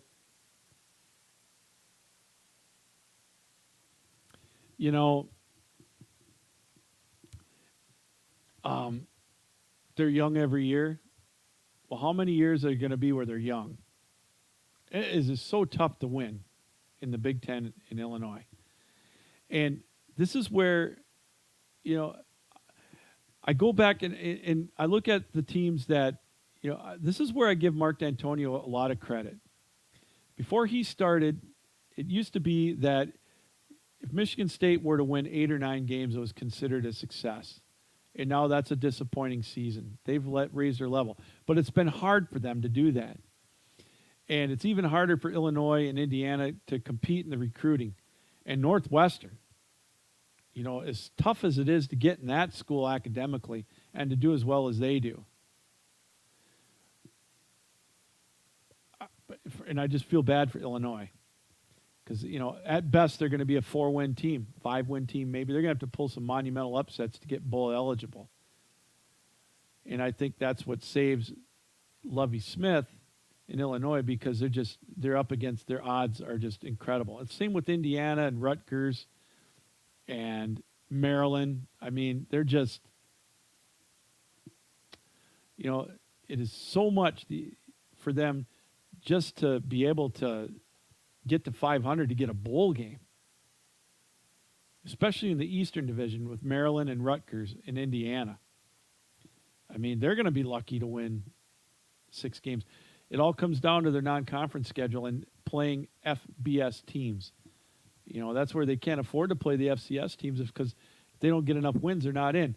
But then again, with what do we got now? 40 bowl games this year, 39. They're going to start having to take 5 and 7 teams. So anyways, I'd like Nebraska to win, but I'll tell you, on my caveat, to win the West Division, it's because they play a very weak schedule. And, they've got Martinez at quarterback. He's very, very good. They can put some points on the board. But again, they avoid 3 of the top 4 teams in the Big Ten East. And that right there is a recipe for success. So I've got Nebraska 1. I've got Northwestern 2. I've got Wisconsin 3. I've got Iowa 4. Iowa, they're always there too. Their defense is going to be really, really good. But they've got Michigan. They've got Northwestern. They've got Wisconsin. They've got Nebraska all on the road. They did win their bowl game last year and got in the top 25. But I just don't see them in the top 3. And then Minnesota, they don't have 3 of the biggest teams in the Big Ten in their schedule. Some people have them winning 9 games. That would be a shocker in my book. They're 7-5. But again, as I mentioned, they play in a wide open West Division. If Nebraska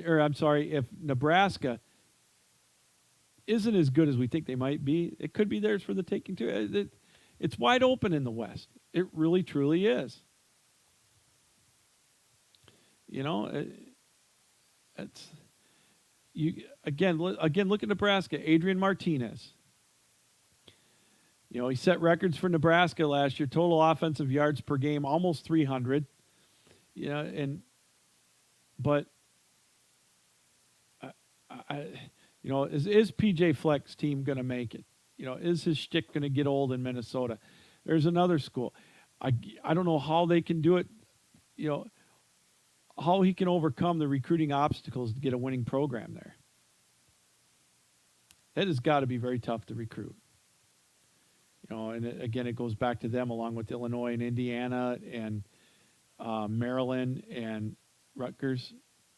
They're getting a lot of money to be in the Big Ten, Rutgers and Maryland, but boy, I'll tell you, sometimes I wonder if it was really worth it.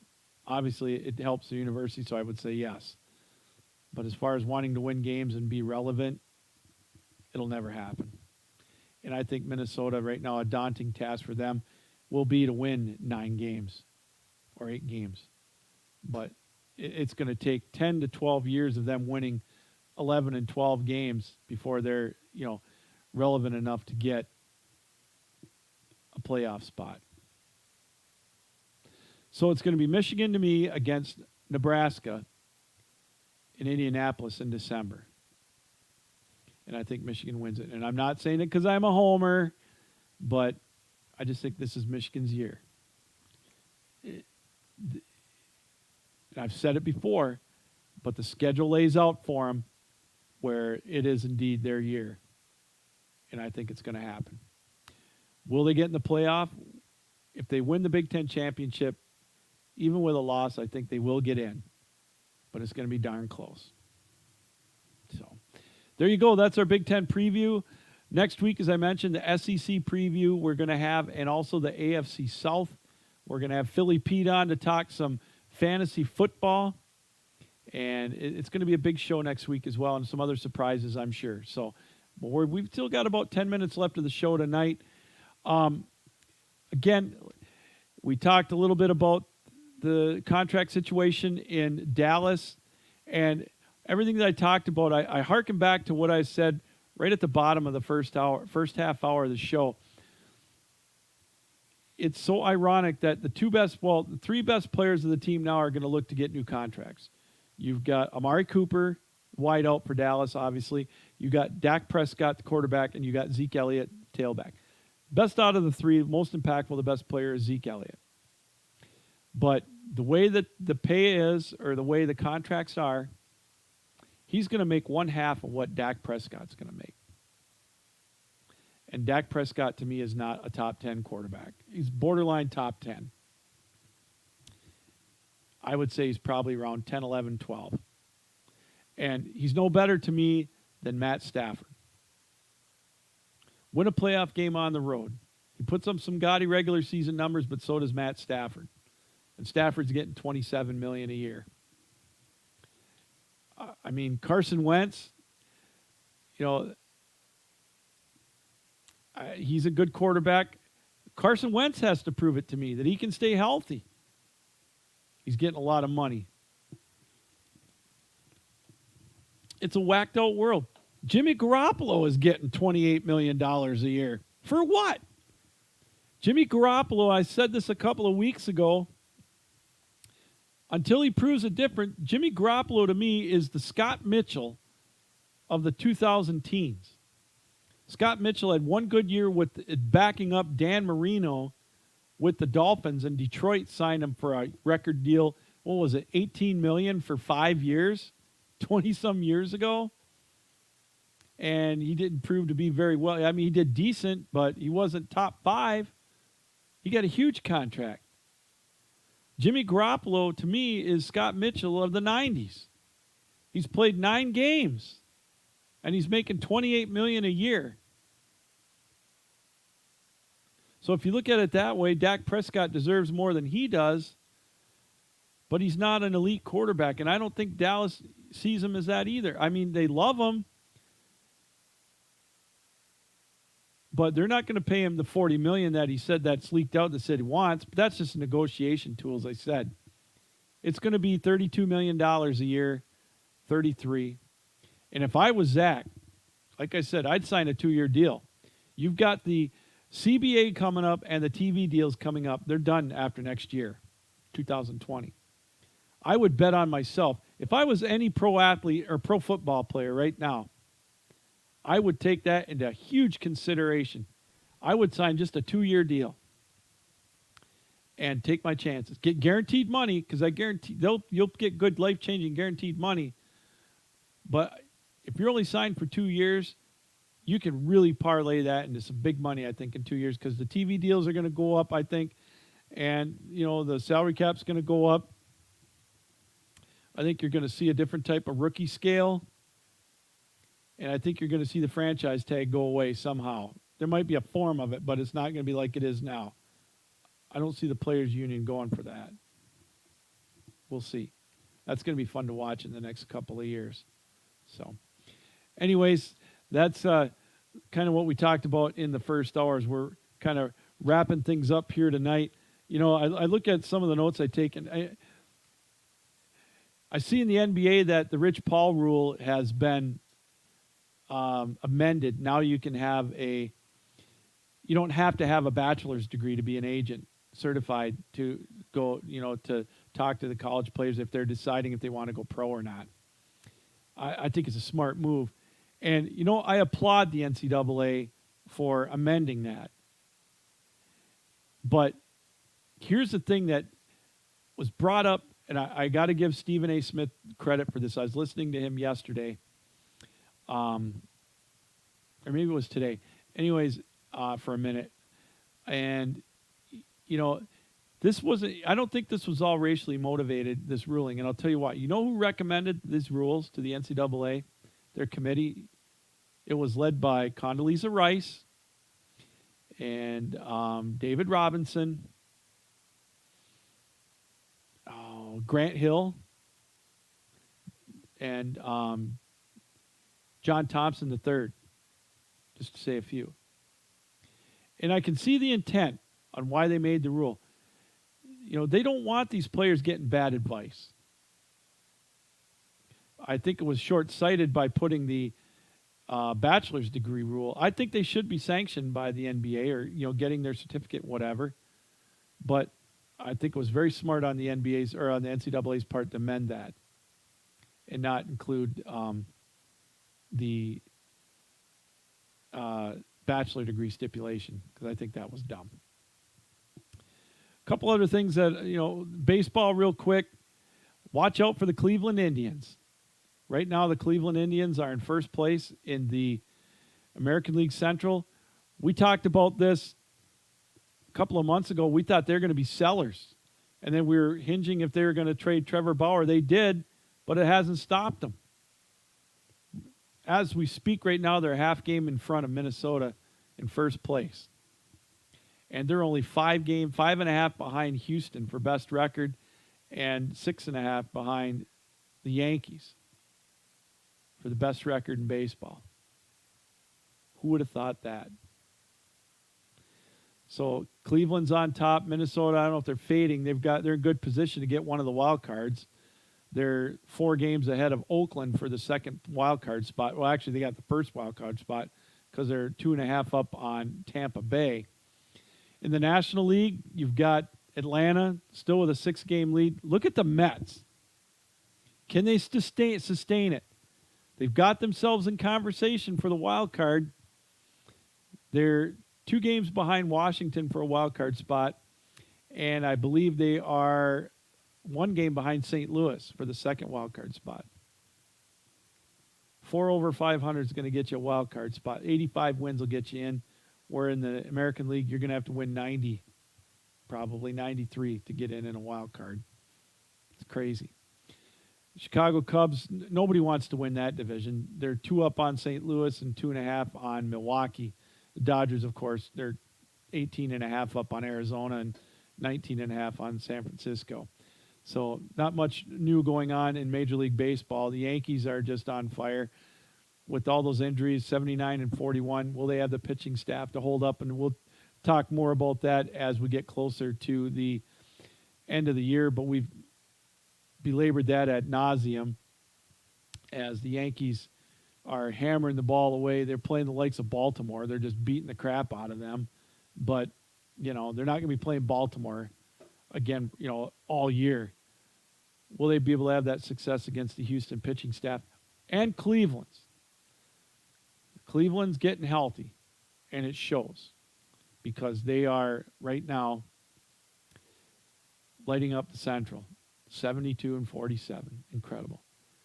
As we close the show tonight, one more thing that I wanted to talk about, and it's kind of troubling.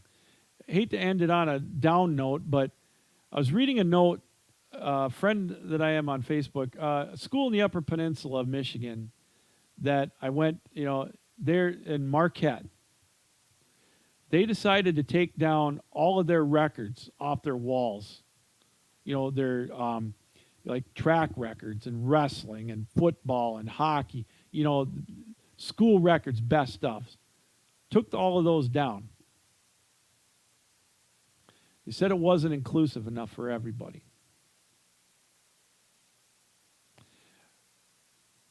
I'm flabbergasted by that. They took them down because somebody's feelings got hurt, and a parent complained. Now, I used to love. It's one of the things I like going to schools, to high schools and whatnot, to older gyms or all the gyms and looking at the records. I love reading history. First thing I do is I look and see how old are some of these records, and it's fascinating. Some of these are 70 years old. State champions from 1935. I used to listen to stories of my grandparents, my dad, tell all these stories. And that's what they're there for. It's achievement. These kids, these guys and gals worked hard for that. And now they're taking them down because somebody's feelings got hurt and it's not inclusive enough.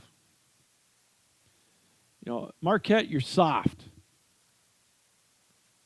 And something tells me that's going on in more places than we think. And I just can't believe that. And that to me is absolutely ridiculous. Well, hey, let's close on a good note. We only got a few seconds left. I just want to thank Jay Corley again for coming on. Congratulations, Jay. Great week's worth of work for you at the World Cornhole Championships in Pennsylvania. Great experience seeing them on ESPN and doing really well. Their season is over. Technically, they still have invitationals that they go to, but their travel season will kick back up in January. Great work with them and their tournament that they had this weekend. And thank you, the viewer and the listener, for listening. Join us again next Tuesday night live on 12 Ounce Sports Radio and 12 Ounce Sports TV. Again, Captain Lou's saying keep your heads up, keep your sticks down, keep your feet moving, and as always, keep your minds open. Good night, everybody. We'll see you next week here on 12 Ounce Sports